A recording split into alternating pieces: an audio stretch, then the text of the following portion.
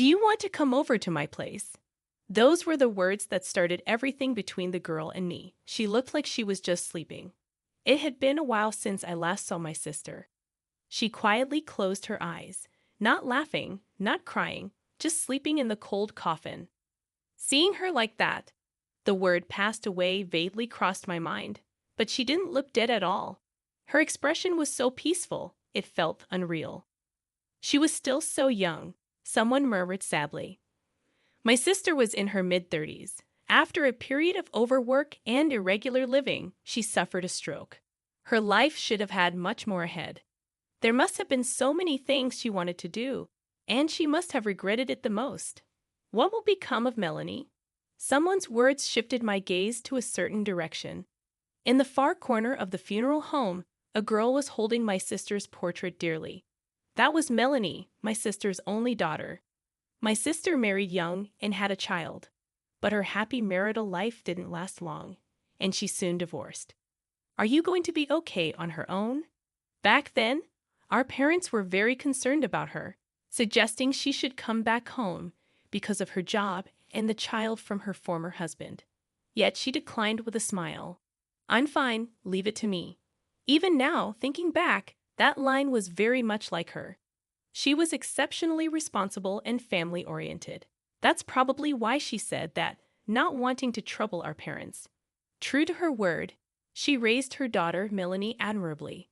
I hadn't seen Melanie since she was little because my sister was always so busy.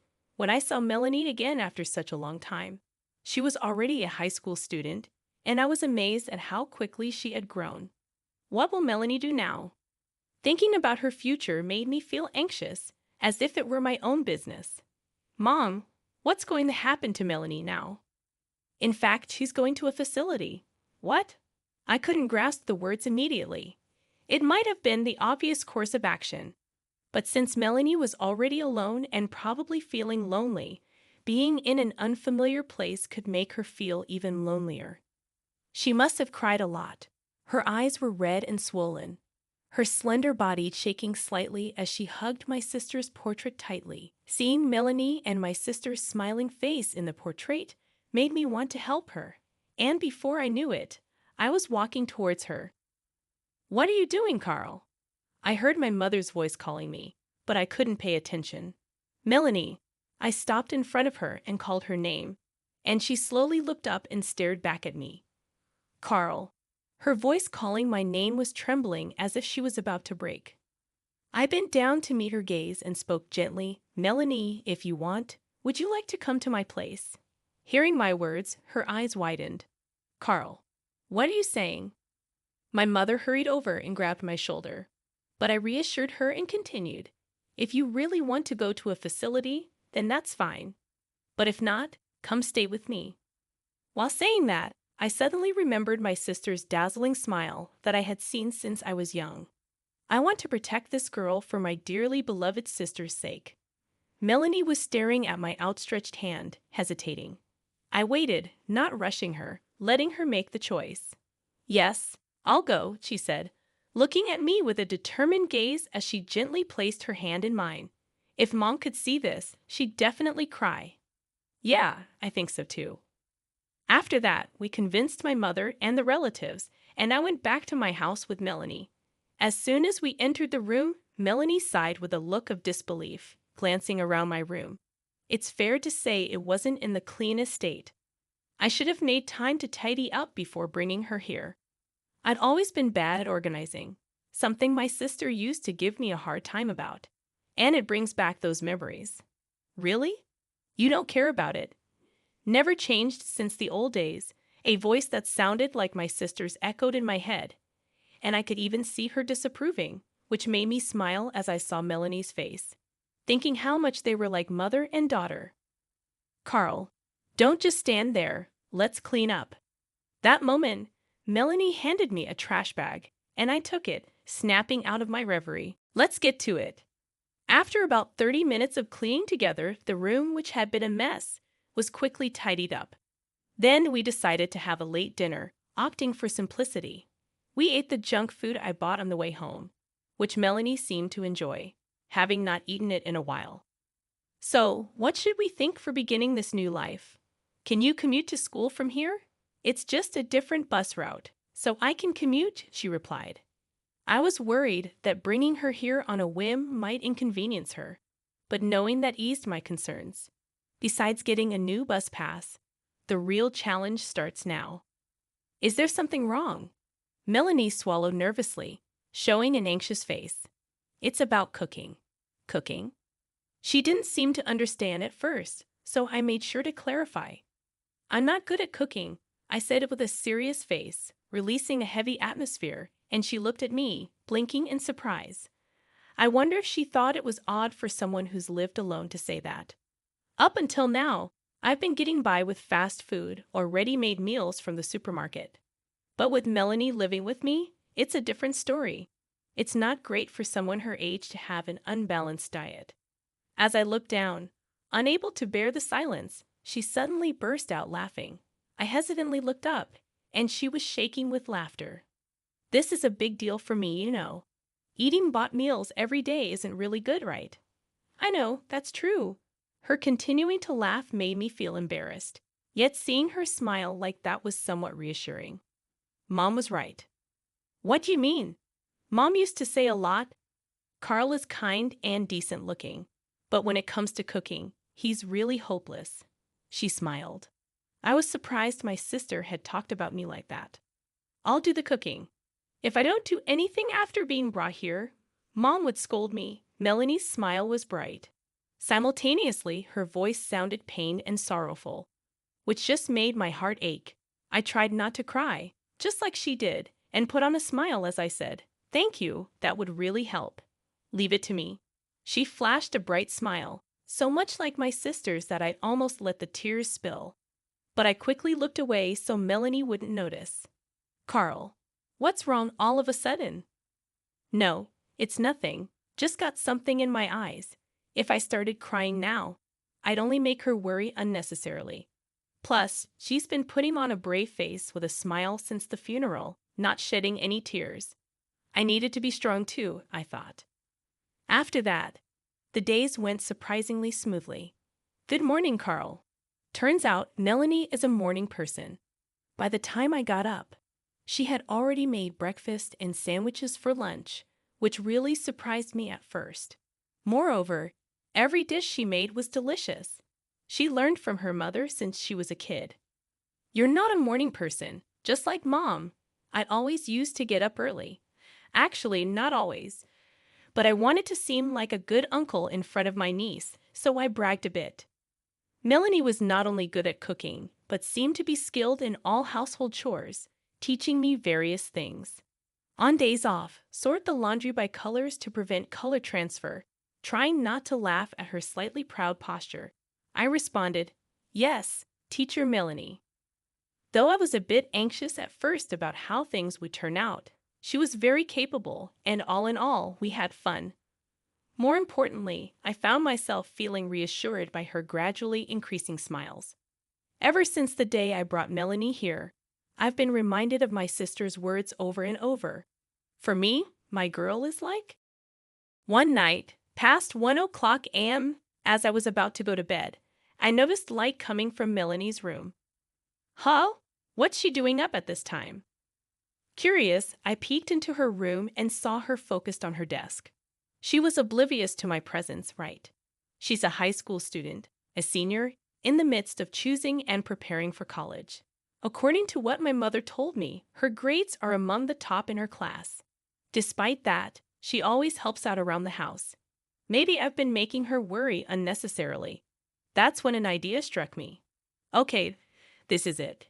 It's Melanie who's working hard, and it will be her who faces the outcome, not me. There's not much I can do for her, but that's exactly why there are things I can do. Ouch! Hot water splashed onto my fingertip, the sound echoing in the quiet kitchen. Did Melanie hear that? For a moment, I tensed and expected a reaction, but there was silence. I breathed a sigh of relief. All right, this is good.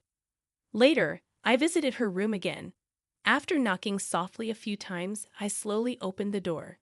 Melanie, startled by the sound, turned around with a jerk. What's up? Seeing the study notes filled with dense text on her desk, I could tell how hard she's been working. May I come in? Sure, given she's a teenager. I asked for permission before stepping into her room. Then, I offered her the tray I was holding. I remember your mom mentioned you like hot chocolate, so here. Melody took the tray, her eyes lighting up at the sight of the hot chocolate and hot dog, her face breaking into a happy smile. Hot chocolate and hot dog. That's an odd combo, right? Yeah, but that's all I could make, and I thought it'd be just right for a late-night snack. You like ketchup, right? I added so much. The hot dog was so simple, but I prepared them with all the love I could muster. Thank you, I'm really happy. This is nothing. Just make sure you don't stay up too late for tomorrow, okay? Got it. I smiled kindly at her and quietly closed the door behind me. By the way, how's living with your niece going? During lunch at the company cafeteria, my coworker Charles, seeing the sandwich Melanie had prepared for me, asked with keen interest. It's going well. She seems busy with her studies lately. Since that day, the light in Melanie's room has often stayed on late into the night. She must be in the critical phase of her exam preparation. I've been quietly rooting for her. Last time I asked, she was about elementary school age. But now she's already that old. But really, it's amazing. It hasn't been long since her mom passed away, and yet she's teaching you household chores as well as cooking for you. She's really mature. I think that's right. I think to myself, I hadn't realized how capable Melanie was until we started living together.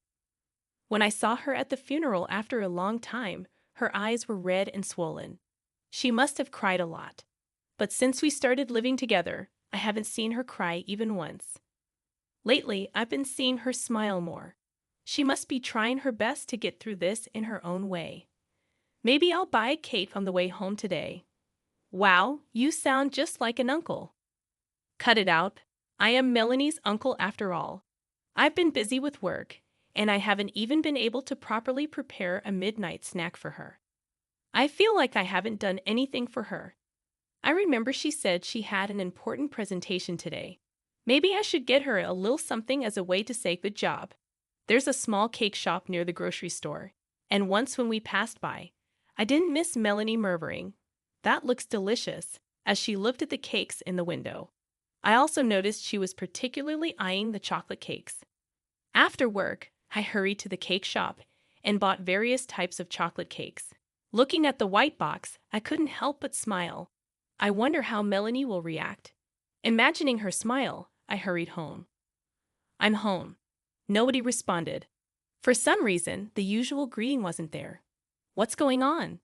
Wondering, I walked down the hall and noticed a faint light coming from Melanie's room.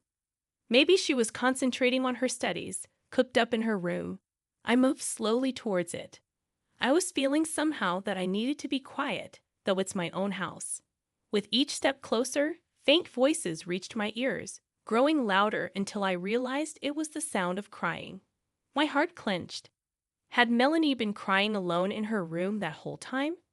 I believed she was doing so well. I chose to watch over her from afar, believing in her strength. I'm right here for her. What am I doing?